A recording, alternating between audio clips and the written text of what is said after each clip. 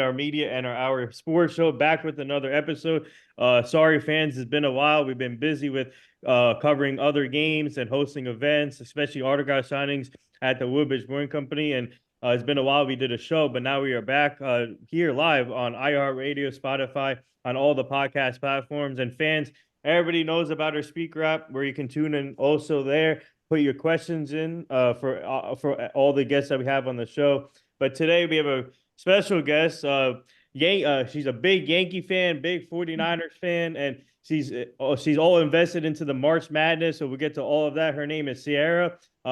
Like I said, big time Yankee fan, and this is her first time doing a live show. So everybody, please welcome her to the show, and we're gonna get to her journey, how she got into the sports, and how she got to become a Yankee fan, 49ers fan, and obviously, we'll talk about Caitlin Clark and Paige Buckers and all the March Madness stuff going on. But Ciarra, thank you for joining us, and I'm glad to have you on, and so fans know about you, and especially being a big time Yankee fan. And what a way to start the season. But first of all, how are you and your family doing? And welcome.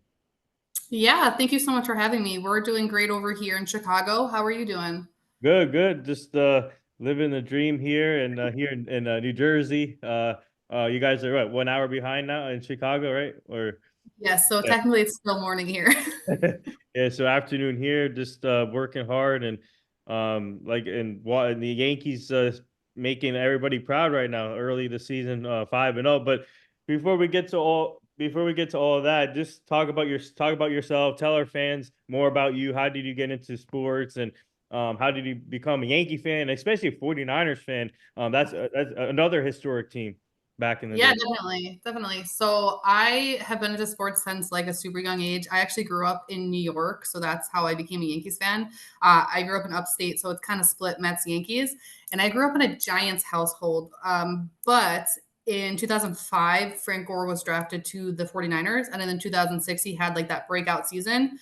That sealed the deal for me. That's when I like fell in love with football. And Frank Gore was my favorite player from there on out. Unfortunately, he was only with the Niners through 2014, but they just became my team at that point. And now I've got to watch them lose 3 Super Bowls in my lifetime. So all fun. But I love all sports. I'll watch any sport that's on TV: basketball, lacrosse, soccer, tennis, anything. Right now, of course, the Yankee season just started, so I'm fully invested in that. And March Madness, men and women, fully invested into all of that. And the NFL draft is coming up, so Yeah. definitely cannot wait for that. Yeah, you're gonna like this actually. Speaking of the 49ers, we had Jeff Garcia on the show. We also had Randy Cross back in the Oh day my on this show. He was part of this show, 3 time Super Bowl champion, and like I said, 49ers have a lot of ton of history in their franchise. But for you, how, in your family, who was your like role model, or did anybody influence you in sports, or was anybody in your family into sports also?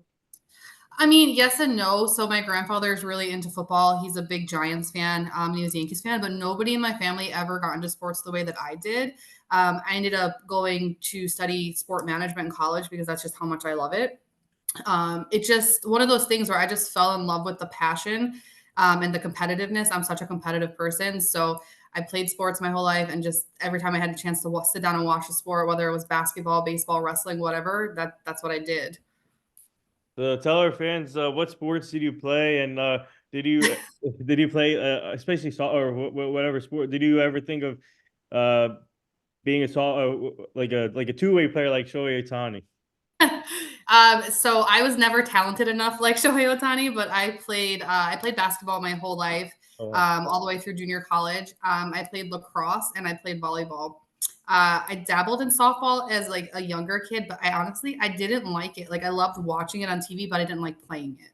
Hmm. Wow. Yes. Yeah, so we are live with Ciarra, Yankees fans. Please, fans, put your questions in. A question in the speaker app. If you have any questions, we'll answer some of your questions here. But talk about the 49ers and when you got invested, like Frank Gore, you brought up Frank Gore, and his son is also talented running back Oh coming yeah. up here. So Frank Gore, I love watching him play. Great running back and great player. And you guys like you said, I brought up Randy Cross, Jeff Garcia. You had a lot of Jerry Rice, even Joe Montana. Mhm. You can't forget about him. But just talk about growing up watching that team, and now and they still have, and they still have a great talented team. And just talk about the gold rush. They were called the gold rush back in the day. But just talk about just being part of that history and as a fan. Yeah, it's amazing. So I unfortunately have never got to see them win a Super Bowl. They won the year I was born, so it doesn't really count for me. When Frank Gore broke into the scene, I was still learning football, but just watching him run around on the football field and like people not being able to catch him was just it was amazing to me. He was just such a competitor, and I love watching his son play now. I wish he could be a 49er, but it's pretty unrealistic at this point because we have Christian McCaffrey and Elijah Mitchell. Um, but once I watched Frank Gore, I was sold, and I just became a 49er fan for life. And then when Colin Kaepernick came to the team, I actually am a huge fan of Colin Kaepernick. I wish he was still in the NFL. I think he could have did big things. But even now, we've been through so much with our quarterbacks, Jimmy Garoppolo. Now we have Brock Purdy, and I know a lot of fans don't agree with this, but I think he's an elite quarterback, and I think that he's going to get it done for us. He's only 23 years old. We came so close last season, but unfortunately, Patrick Mahomes is just very hard to Yeah. beat. Yeah, the Patrick Mahomes is on another level. But we actually I had his father on the show here. I interviewed Oh, nice. Pat Mahomes Sr. and he told me that he wanted him to play baseball, but Mahomes decided to pick football over baseball, and he tried to convince him to play baseball. His father says so. There you go, fans. Whoever That's did, wild. yeah. But we already have we already have a fan question for you. One of our fans wants to know, being from Chicago, how come you're not a they want to know how come you're not a Bears fan or White Sox or Cubs fan? That's so funny. Okay, so I grew up in New York. I moved to Chicago after 1 year of junior college. I moved out here when I was 18, almost 19 years old. So I was already a Yankees fan, and because of Frank Gore, I was a 49ers fan. When I moved to Chicago, I did become a Bulls fan and a Blackhawks fan because I figured I got to root for someone locally. I will root for the Bears as long as they're not playing the 49ers. As far as the White Sox and Cubs go, I go to a ton of White Sox games because they're super cheap. But they're very hard to root for. Like they're painfully hard to root for. And the Cubs are in the NL, so I could just never root for them. Yeah, speaking of the Bulls, I don't know if you heard that obviously we do our events at the Woodbridge Brewing Company. If you're down in Jersey in Mhm. May 11th, we got Dennis Robin uh Oh my gosh, had to play. that's amazing. Yeah, I have been following your events, and I'm a little upset because I'm going to be in New York, in the New York, New Jersey area, April 20th, because I'm going to Oh, the Yankees game you're then. gonna miss Bader But though. yeah, Bader is on what, the 15th? 14th, yeah. 14th. Yeah, I'm so upset. So we're huge Harrison Bader fans in my household. He last season when the Yankees came to Chicago, my daughter, who was 6 at the time, she's 7 now, she Oh, gave him a friendship bracelet and he actually wore it during the games. So we are just huge Bader fans here. that's amazing. That's a story to have as a memory forever. Especially when your daughter grows up even more, she's Mhm. gonna remember that forever. Yeah, exactly. Like, and that sealed the deal for her. She's like, all right, I love the New York Yankees. I'm sold. Wow. Speaking of the Yankees, tell our fans, how did you become a big time Yankee fan, and when did you become invested in them in the Yankees? Yeah, so I just remember watching it on TV with my grandfather when I was little, and I grew up in the Derek Jeter era. So he came up in '96 with the starting job. I was only 2 at the time, but he was on the team basically my entire life. And then I got to have the core four. So I got Posada, I got Oh wow. yeah, I got Mo, I got Jeter. I got to watch all these great players play. Um, I got to see the World Series in '09, and it was just such a great feeling being a Yankees fan. I know the last few years have been a little disappointing for us, but when you grow up with that era, Derek Jeter, you can't let it go. I remember the '01 World Series, and obviously I was very young, but I just remember how sad I was when we lost. Mm, And I never want to feel that again. If the Yankees are in the World Series, they need to win because that was like the worst feeling in the world. yeah, yeah, that was horrible. But we have another fan question for you. They want to know. Oh, they want to know. So far in your fandom, they want to know what was your most memorable game you've been to. That I've been to. So I actually in 2021, I went to the 49ers Packers divisional round for playoffs at Lambeau. The 49ers did not score an offensive point that game, and they still won 13-10. It was 10 degrees out. It was snowing. Lambeau, if you've never been there, it's great. Like the atmosphere is amazing there. Like the fans talk a lot of crap, but like in a polite way. So I had like a Packers fan to my left, and we were talking crap to each other all night. It was amazing. Nobody sat down. I just remember it started off bad because Aaron Rodgers right away out the gate they scored a touchdown, but then nothing. Like the rest, it was crazy. So 13-10, no offensive touchdowns, and the 49ers went on to the next round. It was just such an incredible game to be at. Wow. Yeah. How was the seats? Did you have good seats, good view? Oh yeah, yeah. So the moment that the 49ers won the wild card game, the wild card round against the Cowboys, literally 10 seconds later, I went on StubHub and I bought tickets. Wow. So I got them when they were super low price, still like $200, I think. The next day they shot up. And we were in like one section 134, I believe it was. But like towards the corner, like where you could see the field goal. Yeah. Really good seats. And it was my second time at Lambeau. So I already knew kind of what the field looked like. So I had a good idea of where I wanted to sit. Wow. Yeah, so speaking of, I want to go back to the Yankees, '09, and I've been a Yankee fan since I think '04, '05, and '09. That team is special. Obviously, they missed the playoffs in '08 when Derek Jeter spoke after the final game at the old stadium, and the front office needed to go out there and prove something, and they did. They got CC Sabathia, AJ Burnett, Nick Swisher, Mark Teixeira, all in the offseason. And then the first year they won the World Series, and you fast forward to now and talk about from '09 to now, and would you say this offseason reminds you of the '09 offseason so far? Oh, 100%. So that '09 team was so special. Some of my favorite players were on the '09 team: Melky Cabrera, Robinson Cano, Mark Teixeira, Nick Swisher, best personality in baseball, hands down. And then CC Sabathia. I love CC because he was such a teammate. He and maybe I shouldn't admit this, but I like when players are not afraid to throw at the other team, Yeah. to send a message. Please don't come for me. It is what it is. So with that being said, this offseason, I'm a huge Marcus Stroman fan. I love his attitude. He reminds me of CC Sabathia, and I watched him pitch a lot in Chicago. Yep. I think he was a great pickup by the team. And also he's from New York and he wants to be there. But adding Juan Soto, the most generational talent we've seen in a long time, and I don't even care that Shohei Ohtani exists at this point. Yeah. Yeah. Juan Soto was the best thing the New York Yankees could have did because just him being there has changed how the team is looking at things. I mean, look at Oswaldo Cabrera. He did Oh, not do good last season. Even in spring training, fans are ready to just like write him off. He's like the team MVP at this point. He stayed back to watch Juan Soto's batting practice the other day and pushed back his interview with Susan. And I thought that was incredible because just Juan Soto being there is making such a difference for these kids. But also, if you look at last season, if Aaron Judge was slumping the way he is right now, we wouldn't have won any games. yeah. So the rest of the team is picking it up when Judge is not. And that's incredible to watch right now. And also Garrett Cole's out, and the pitching staff is still doing great.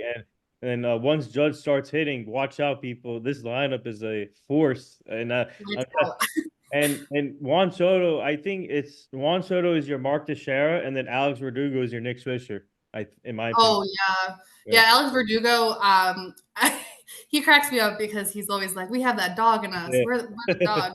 But also, I love those additions because I think the way that people look at the New York Yankees is outdated. I love that they've added people with more character, Yeah. guys with tattoos, guys with attitude. I think that's what the New York Yankees need. The past few years, we weren't scary the last few years, right? We're like little chihuahuas going up against pit bulls, even with our good offense.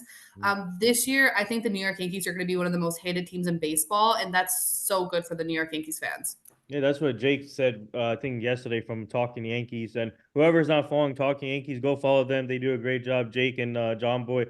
Jake said they're gonna be he said he thinks the Yankees are gonna be the hated team again this year. Yeah. We have another fan question for you. They want to know. All right, they want to know. Okay, so they said that okay, they want to talk about the food at Yankee Stadium. They updated their food at Yankee Stadium, and it looks pretty good. And they want to know your favorite food. when it comes to going to a game or whatever, wherever you at, they want to know Mhm. your favorite food. So I unfortunately I have not been to Yankee Stadium Uh, yet. I am going we April gotta get 20th you for there. the We gotta get you first there. Yeah. time. I'm going for the first time on April 20th. Shout All out to right. NYYU. I won a ticket through their giveaway. Yeah. Um, I will be trying the chicken tender bucket, but I've been to most of the stadiums out here in the Midwest. I go to a lot of White Sox games. I've been to Busch Stadium, which is my all-time favorite stadium so far. I've been to Milwaukee. Mhm. Um, Honestly, I'm pretty basic. I try the hot dog at every stadium and the chicken tenders and the fries because I think if they're good, then you have good food. I'm also a very picky eater, so like it's hard. Hey, there you go. April 20th, you're gonna experience Yankee Stadium. That's awesome. That's amazing. That's Yeah, I'm so excited. bring your daughter there too. No, it's a solo trip. I'll make it there with her eventually. She wants to go, All but she has to finish school first. right. Hmm. Yeah, so talk about what are your thoughts so far in this season? 5-0. It's still early, but 5-0. And speaking of 5-0, Pittsburgh Pirates are also 5-0 or so far this season. But talk about the Yankees team, and obviously we're missing a lot of some key players right now, but the bullpen is stepping up, pitching staff is stepping up, and half the lineup is I mean Judge is not there yet, but you got Volpe. I'm not worried about Judge. Judge will be judged, but Oh yeah. Volpe, you got Volpe, Soto, Cabrera, and then just talk about the whole team so far in general. Yeah, for sure. So let me start off by saying this, and this is no shade to the Pittsburgh Pirates, but our schedule is much harder the Oh, first yeah, 7, 8 games. yeah. Um, I am the most positive Yankee fan in the world when it comes to like predictions. So I went into Houston with the mindset of we're gonna win them all, and I went into Arizona with the mindset of we're gonna win them all. We're gonna go home 7-0, and I still feel that way. Yeah. With that being said, I know there was a lot of question marks around the pitching staff to start, going in. I think Nestor Cortez and Carlos Rodon kind of shut people up last week. My two favorites are Stroman and Schmidt, so I knew that they were going to do well. Stroman, he lights out. Like he's going to be scary this season. When Garrett Cole comes back, Stroman should be our number 2 in my opinion. When it comes to the lineup, Judge historically starts slow, so I'm not worried about Judge. I know there's a ton of fans who are worried, but I'm not. I think we should be talking about how everyone else is doing well. You have Rizzo, who you can tell has recovered from his concussion. You have I call him Skinny Stanton. He came back from the offseason. He clearly has something to prove. When was the last time you guys saw Stanton run? He scored. He had a double the other day, and then he tagged up on a sack. Oh, That mhm. I've never seen that from Stanton. Volpe and Cabrera, the kids, they're hitting. Volpe went 4 for 4 last night. I know the night before he had some health issues, but last night he went 4 for 4. Cabrera has the most home runs on this team right now. Yeah. Who would have thought that going into this? Yeah. And then everyone else is kind of just doing things here and there. Like Gleyber Torres did some things last night. Yeah. Verdugo did some things. But let's talk about the defense. Mhm. So John Birdie being at third base in Game 4 in Houston was huge because I don't. I'm praising Cabrera, right? But I don't see him making that play. I think even if he makes the play, he tries to overthrow it to first. I don't see DJ LeMahieu making that play either. I don't think he's as athletic as John Birdie. But then even Alex Verdugo out there in left field, those are Yeah. two huge plays because at the end of the day, Clay Holmes, he's a great closer, but sometimes he lets up a little too much traffic on the bases. And those two players in those moments were just huge for the Yankees. So I'm going to stick with it. We're going to go 7-0 before we go home. Ooh, you got two. I mean, today I think it's what's his name, Gallon, right? We're facing tonight, and then Zach Allen, yeah, and a lot of Yankees fans are worried. I'm not worried. I think we're gonna be okay. Everyone is producing right now. You can just tell by looking at this team that it's a different team from last year. Last season, they looked so defeated. When they were losing, there was just nothing there. They're excited. They didn't give up in that series in Houston. That was a dogfight in most of those games. yeah. So I'm not worried about Zach Allen. We're gonna be saying a lot of dogs this season. We're gonna keep saying dog, dog, dog. Actually, Yeah, I don't know if you saw there's shirts out there already. I don't know who made it, but I think it's JP Yankee girl made some yeah, shirts. yeah, Yeah. yeah. She's amazing, and she already has shirts out there for people to buy or purchase. So check that out, JP Yankees Girl on Twitter and Instagram because she makes amazing shirts, and it's Mhm. already out there. Dogs from from the one and only Alex Verdugo. Um, So oh yeah. We have another fan question for you. They want to know how concerned are you at the closer position because they want to know Clay Holmes is inconsistent, but they want to know what are your thoughts on the closer? Do you think they should have went out there and signed another reliever? Yeah. Okay. So I've had this conversation a lot this last week over on Twitter on the Twitter Spaces. Yankees fans are very concerned about Clay Holmes. I'm not personally. So I think again, I think we compare our current players to our past players, and I think we need to remember that there's only one Mariano Rivera. We're never going to have another Mo. Clay Holmes gets the job done, and I know he does let up traffic on the base pads, but he gets those contact hits when he needs them. But with that being said, if Clay isn't doing what he needs to do, I think Ian Hamilton is a guy that could step up to the plate. Um, I, we saw Ian Hamilton masterclass the other night, right? We also just picked up Jake Cousins, Jake, who yeah. another great bullpen arm. So I think one thing that Brian Cashman is really good at is shopping the clearance rack when it comes to relief pitchers, and Matt Blake turning them into gold. Mhm. So I think we just need to remember that. Oh, and also Nick Birdie is another one. Maybe that can get some closing opportunities. And Nick, Yeah. Birdie, I don't know. This guy, he's overcame a lot in his career, and seeing him now back on the mound, and he has some nasty stuff. And like you said, Brian Cashman in the front office loved getting those bargain pitchers. And Mhm. let's see, Jake Cousins. I think he's going to be another a great addition to the bullpen with Matt Blake. Once he get Yeah. underneath Matt, yeah, 100%. yeah. Yeah, and then I think also, so if Garrett Cole does return, I'm still saying if because we know the history of the New York Yankees with injuries, right? If he returns, someone's going to go to the bullpen. We're not going to run a six-man rotation, so that's going to put somebody else in the bullpen as well to take some pressure off of Clay Holmes. But I will say this: he pitched 3 out of 4 games in Houston. He did well in all of them. I think we just gotta let him be. And I think Luis Sil will end up being in the bullpen. I think because they have a pitch count on him right now, and they're easing him back in. And um, yesterday, yesterday they should have left him in to get that win, but they took Yeah. a Boone ended up taking him out. But I think he should have kept him in and get that win. But I think eventually I can see him in the bullpen. Yeah, I agree. I wish I would have liked to see him stay in for the six, going into the six, just because his his pitches are nasty. Like I don't even know how to explain it.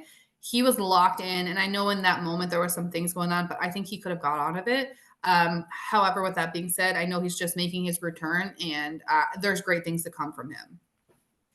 We have another fan question for you.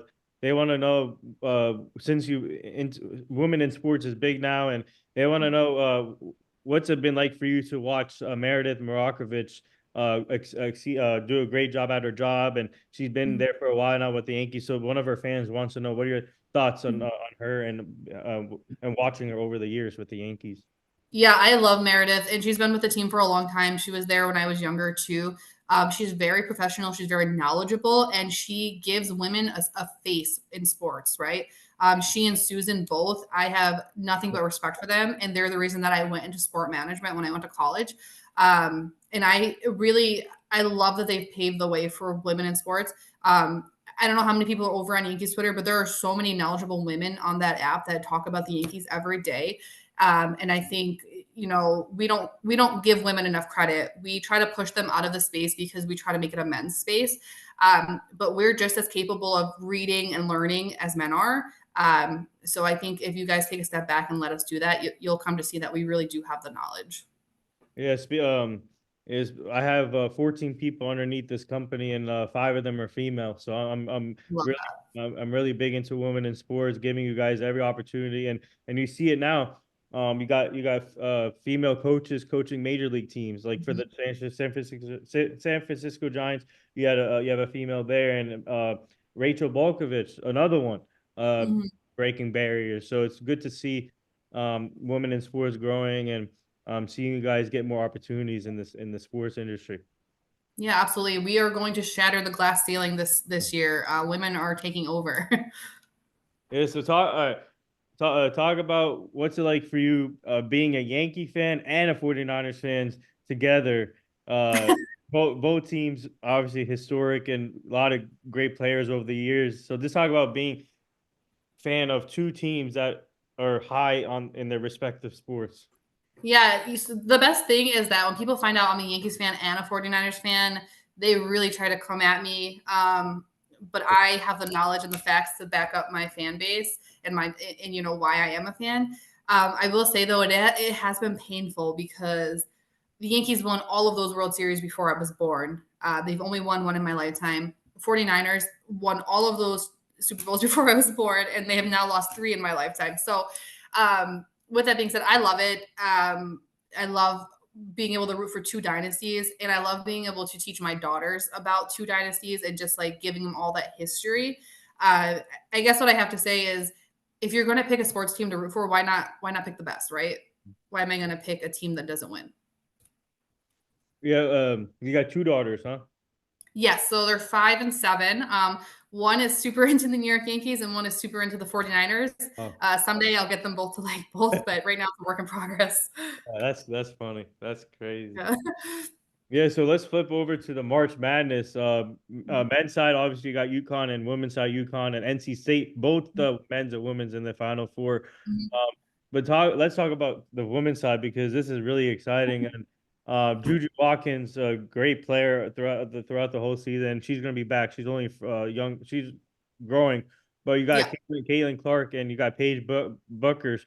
I had the opportunity to cover Paige this year when they played Seton Hall this during the season, and she's amazing player, amazing team. And let's talk about yesterday's both games yesterday, man, and we're in for a show in the Final Four. Yeah, definitely. So I going into the Iowa LSU game, I wasn't sure who I was rooting for because I'm a fan of Caitlin Clark, but I'm also a fan of Angel Reese. They obviously play 2 very different games, but I think they're both very good for the game of basketball for little girls. And I think they both bring a different face for children to look up to, right? Unfortunately, Angel Reese fouled out with like 2 minutes left in the game. It's very sad, to see her end her career like that. But Caitlin Clark Yeah. has just been breaking records left and right. She dropped 41 points last night. She holds the all-time record for men and women's NCAA basketball for points scored and 3-pointers. Mhm. I also believe she holds the record for longest 3-pointer in NCAA history. So I cannot wait to see Caitlin Clark in the WNBA. She is going to change the WNBA. I don't think there's enough of a fan base there, and I don't think the WNBA gets the acknowledgement it deserves. So Yeah. when Caitlin Clark comes up, it's just going to change all of that. With that being said, I'm rooting for NC State on both sides. So UConn is in for both, and so is NC State. UConn is the only team that has won it on both sides, men and women's, and they did it in 04, 2014, which means they're due for it in 2024, but I don't want to see it happen because everyone's rooting for UConn. Let's go NC State. Yeah, NC State, a good story actually.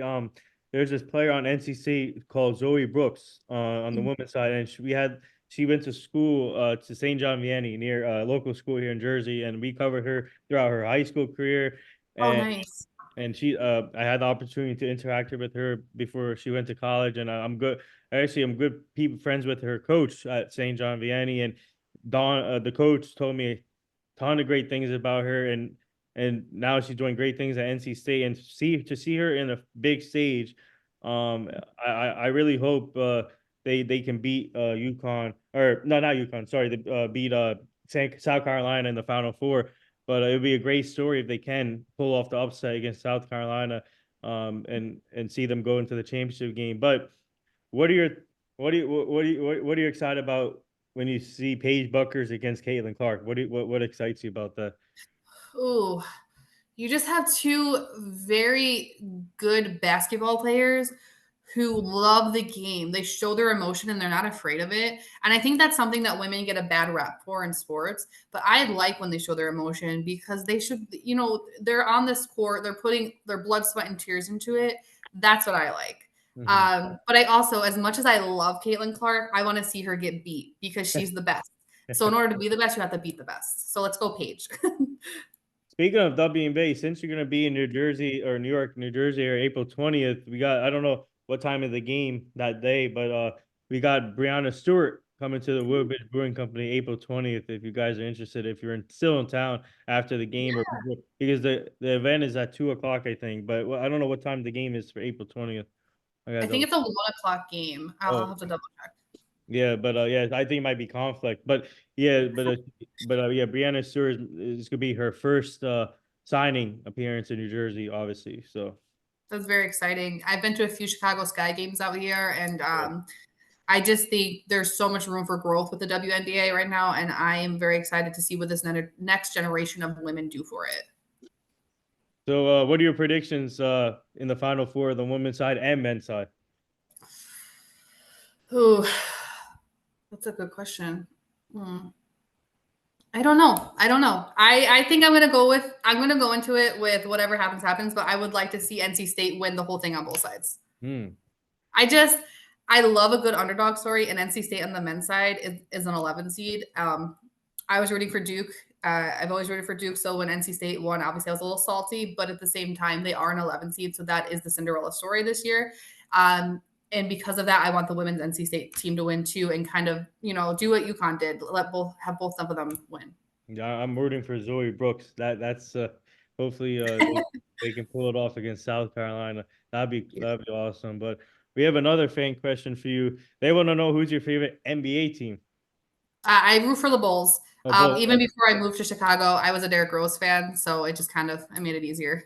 Yeah, I guess they didn't hear it from the beginning. They must have joined just now. But so talk about uh talk about now with the NFL draft coming up. Obviously your 49ers, they're in the draft also, and they got some picks this year, and that your team is loaded. So I guess at this point, I think they're gonna focus on maybe just filling out the roster. But let's talk about what do you think they need? What do you think Mm, John Lynch will do? Obviously Kyle Shanahan. I love what one of the best coaches in my opinion, the genius on the offensive side. mhm. Let's talk about what do you think they need to do just to fill out the roster and get back to the Super Bowl contention? So I have a lot of opinions on what they need to do. John Lynch is stressing me out in this offseason right now because, all these other teams are making huge moves. The Yeah, Jets, the Bears, the Commanders, all these teams that don't compete are making moves, and it's starting to scare me a little bit. Thankfully, Brock Purdy, he's still in his rookie contract, so we yeah, don't have to pay him big money yet. yeah, With that being said, the 49ers need more O-line. We've consistently been ranked in the bottom of the NFL for O-line. Obviously, Trent Williams is a big O-line guy, but that's it. Like, we really don't have an O-line outside of that. Fans might not agree with me on this, but we need linebacker depth because I will say this for the rest of my life. We lost the Super Bowl because Dre Greenlaw got hurt when that freak injury. We need depth with linebackers, right? We need tight end depth, which I know we just signed a TE, but George Kittle, as much of I love him, fans love him. He was nowhere to be found in the Super Bowl. That's the biggest game of the year, so that's where we needed him the most. And then I also truly believe we need a decent backup quarterback because I love Brock Purdy, but what happens when he gets hurt, right? He got thrown into this situation as Mr. Irrelevant, third string quarterback. We're never going to find that again. He's like the modern day Tom Brady. mhm, So those are my opinions. Also, if John Lynch lets Brandon Ayuk walk, I yeah. don't think I will ever forgive him. You Just because you got to he's get so him back. talented. Yeah, you got to bring him back. He Yeah. needs Brock Purdy. That's his guy right there. He needs him. Obviously, George Kittle, when healthy, great player, and then Christian McCaffrey, he's a stud. Oh, Um, Christian McCaffrey is the best running back on this yeah. planet. I don't care what anyone else says. I truly believe he should have been MVP last season. I hate that they always give it to a quarterback. I understand that there's the Offensive Player of the Year award, but Christian McCaffrey should have been MVP. And do you think Brock Purdy deserves a long-term contract? I do. I think Brock Purdy is elite. I know fans don't agree with me, but last season, every time you watched any sports show or listen to any reporter, they kept moving the goalpost for Brock Purdy, and he consistently went above and beyond past their goalpost, and they would still knock the goalpost back. Yeah. Brock Purdy, and he's so humble. Like that's one of the things I love about him. He's talented, he's humble, and he was the last pick of the draft. Yep. And I guess that's the thing I'll say to fans is he was supposed to be bad. So I think that's why other fan bases are so upset because he is really good. So before we let you go, tell our fans what's it like being part of the podcast family, Yankee family, Yankees Twitter, and being part of like Rich's show or Pete's show, like everybody. So what's that been like for you just to be part of Yankees family, Yankees Twitter? Yeah, so I discovered Yankees Twitter last year, but I really got involved in January with Jimmy Randazzo. He does Yankees Pod on Twitter from 12 to 1 every day. Um, I really have to give a huge shout out to him because letting me come up and speak every day and just kind of gain my voice as a woman in the community has been huge for me. through him, I met Rich, and Rich is probably one of the biggest advocates for people growing within the Twitter community, Instagram, whatever. He's a huge advocate for women in sports. My friend Erica and I are currently working on something to bring more of a woman's voice to Yankees Twitter. Um, and I've just met so many incredible fans on Yankees Twitter. And if you find the right people, it can be a very positive place. Spaces go crazy on Yankees Twitter, guys. They're Yeah. going all day long, so everyone is welcome to come drop their opinions.